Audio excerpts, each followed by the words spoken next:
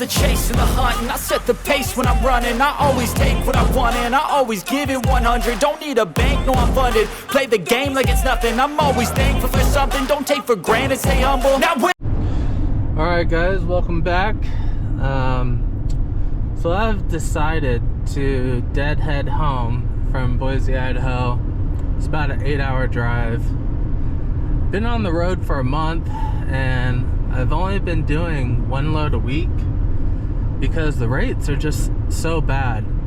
I mean, the rates are fuel plus paying your driver. It just doesn't make sense.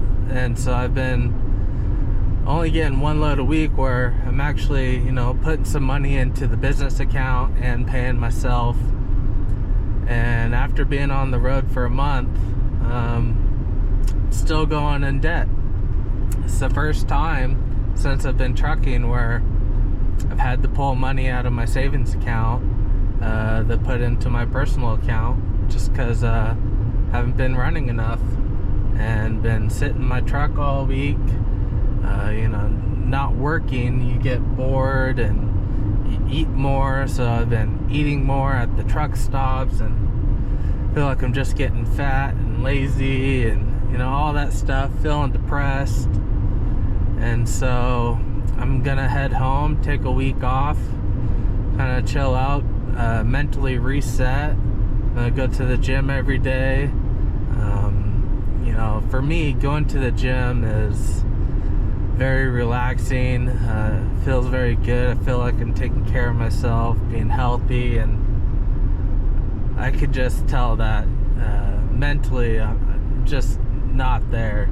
It is honestly, you know, depressing when you're on the road trying to work, but no matter what you do, even if you take the low paying rates, you're still going to be going in debt.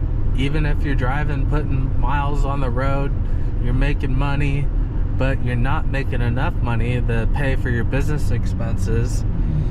And it doesn't matter. Either way, you're going in debt. So if I'm going to be going in debt, I'd rather be home, going to the gym, you know, taking care of myself, seeing my friends and family. You know, I'm used to, you know, being by myself, but it drains on you being on yourself on the road when it's absolutely freezing out. All the loads are, you know, in snowstorms or on ice roads. I don't know if you guys saw on TikTok or on the news about what happened in Wyoming on I-80. You know, as you guys know, I was just out there. I decided to peace out and deadhead to South Lake City to get out of there because the weather conditions were gonna get worse. It was gonna snow again, and it was, you know, negative degrees. The roads just turned into a sheet of ice. So I had a judgment call and I got out of there and got a load to Boise, and then the next thing you know, there's a 50-car pileup. There's 1,000 semi-trucks stranded on the highway for, I think it was 4 days. So those are the struggles that we're dealing with out here on the road. You know, everyone's out here trying to make money, but at what cost? So I'm just gonna head home, try to take care of my mental health, mentally reset to get back on the road again. And it's just a reminder that this is a tough job. Being away on the road, over the road, it's not for everybody. And I mean, I'm pretty strong mentally, but it's draining on me. So just remember that, guys. This industry is shit right now. I've actually seen more hotshot truckers running cars, so car haulers, 3 cars. I've seen way more of those on the road than I have seen flatbeds. So the flatbed industry is just real bad right now, and brokers are being weird where they're posting loads and you say you'll take their rate and everything, and then they just don't respond, Or I had another broker tell me that I needed $1 million policy for general commercial insurance liability, and I have it. And he was saying I don't have it and I need to buy insurance from him and his brokerage and all this stuff. And people are just getting real shady. And it's just not a comfortable feeling when people are acting like that, or not being responsive, trying to get a load moved. Makes you wonder, like, even though these are good A-rated brokers, are they actually, you know, it makes you second guess everything when they're being sketchy and weird. So yeah, I'm deadheading home. I'm just exhausted from sitting in the truck and sleeping in the truck every day, and it gets to you. So just a little FYI, make sure to take care of yourself. So hopefully I will be able to have a load booked for next Friday. That way I can get a good jump start to the week, you know, drive over the weekend and get to my destination hopefully Monday. That way we can get some money on the books Monday and get another load. And I'm going to try and you know, take some cheaper freight just to stay moving and to keep money flowing. But there is a breaking point where it just doesn't make any sense at all. So it's a tough battle.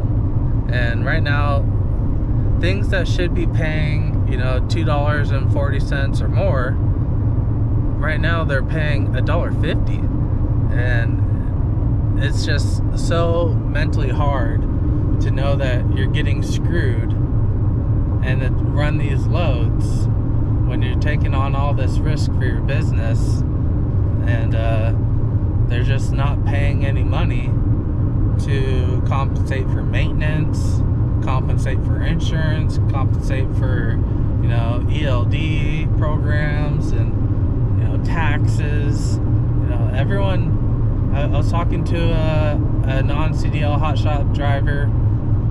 He wasn't running an ELD. He didn't have stickers on his truck, and he's taking all this cheap freight, and he's like, yeah, we're making money. I'm like, you're breaking even, you know, maybe making a little money, but you're only making a little money and breaking even because you're not actually running legit. You're not running an ELD. You're not running numbers on your truck.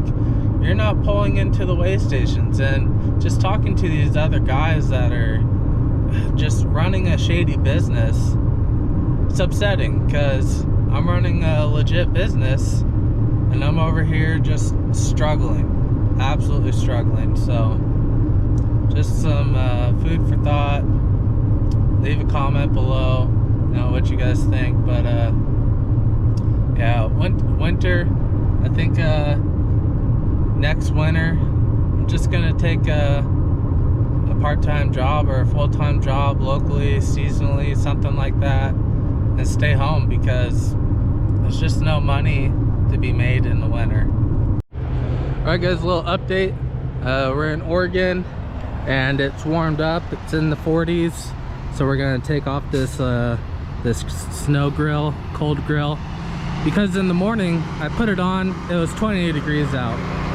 I did test it on the highway to see if it improved my miles per gallon, and it did about 1 mile per gallon better with that on when it was 20 degrees out. So just remember, a diesel engine is not like a gas engine. It actually needs heat for combustion and for the exhaust system, so heat is a good thing. So that's why you put this on when it's cold out. Another thing while I'm stopped, need to check your grease, and it's hub oil. And I top this off about once a week. It just gets hot and evaporates. It does have a vent, the cap like vents, so when it gets hot it vents out. And yeah, you do have to top it off, so make sure you're checking that stuff, otherwise you'll burn up the bearings, and that's when you see the tires come off the axle and fly on the highway. It's because the axles got too hot. So keep up on your maintenance.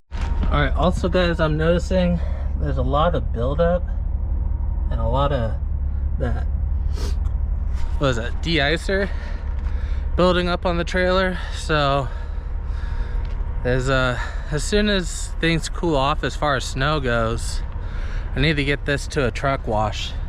You can see it's building up everywhere, and it does cause rust. I do wash the truck about once a week, but the trailer is much harder to wash, right? You have to go to a professional, and I've heard you know, it could be like $100 or more.